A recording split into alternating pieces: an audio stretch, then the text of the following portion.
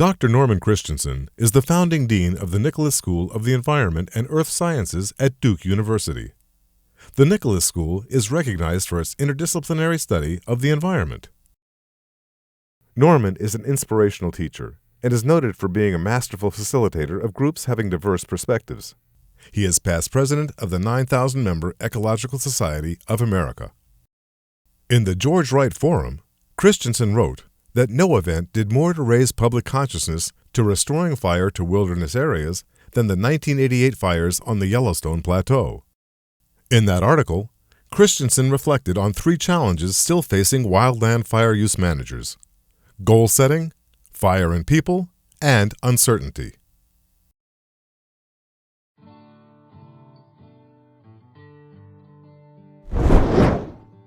This comes to the point that that fire is a means to an end, not an end in itself. I mean, fire is a.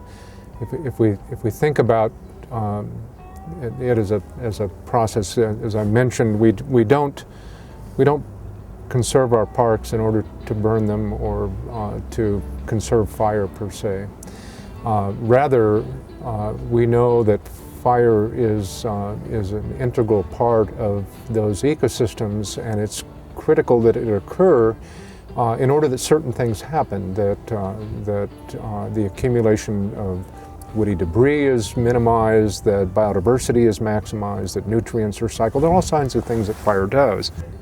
As we try to manage fire, fire cannot be the goal in itself. To say that we did a prescribed fire is nice, but if that fire is not accomplishing those goals, if it's not improving biodiversity, if it's not reducing woody debris, or if it's not cycling, if it's not doing the things that fire was supposed to do, then we need to be very careful. We make assumptions about what people know and what people don't know. And one of the things that we should in the parks do more systematically is try to understand what people know. It was critical, both in Yellowstone and the Sierra Nevadas, for us to really understand what people understood or didn't understand about fire or about the ecosystems that we're looking at, in order to be able to interpret it in ways that would really have meaning for them. So at the very core, even though we're trying to manage wilderness, we need to be thoughtful about people.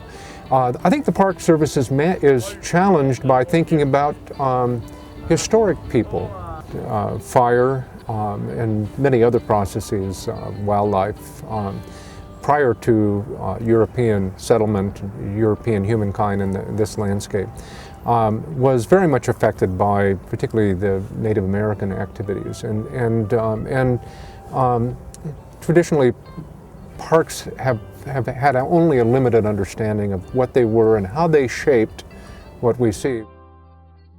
I think one of them is that we need to think about management that's going to be very robust to the things that can possibly happen on the landscape. We're looking at much of the West in a situation in which conditions could become much drier, in which we could be looking at changes in fire behaviors that may be really off or outside the historic range of variation. And I think we shouldn't be in denial about that. That we may find ourselves in situations of taking action when we maybe would prefer not to. As somebody who's really interested in fire and believes strongly in the role of fire and so forth, I also believe in the importance of suppression, and that there are lots of situations in which if we decide we're going to put out a fire, we better get in and do it quick. And I think the kind of glib assumption that we could let an event happen, and I think Yellowstone is a good lesson there. What was unique about 1988 were the climatic conditions, or the weather conditions that existed through that summer, that were totally unique in the history of anyone's experience with the park. We could be moving into an era where that becomes a little less unique, and in which the kind of events we look at such a vastly different scale. And I think we have to make some very hard decisions about what it is we're willing to accept.